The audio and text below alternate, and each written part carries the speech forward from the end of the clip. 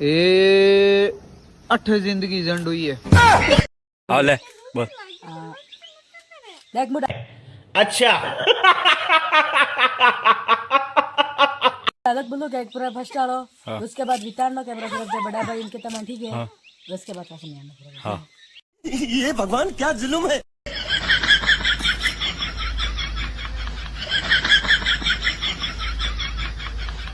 ए अच्छा ठीक मादरचोद, जब तुम गलत नहीं हो तुम्हारे सामने है। ये भगवान क्या जुल्म है। सामने आ रहे हो ठीक? अब कुछ भी तुम जहाँ भाग के जाएगा 150 रुपया देगा। वहाँ पे आऊंगी देख लेना। अब चाहे हमारी जान जाए तो जहाँ भी भाग के जाएगा वहाँ पे आएंगे देख लेना। तुम पूरे घर को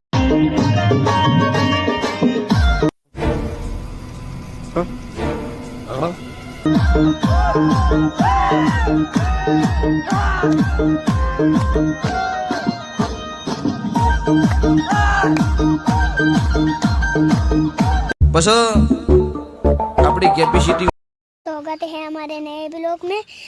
हाँ कैसे स्वागत है हमारे नए ब्लॉग में। अगले फिर से भूलेंगे ना, हम फिर से भूलेंगे ना। કોઈ એટલું જોડાય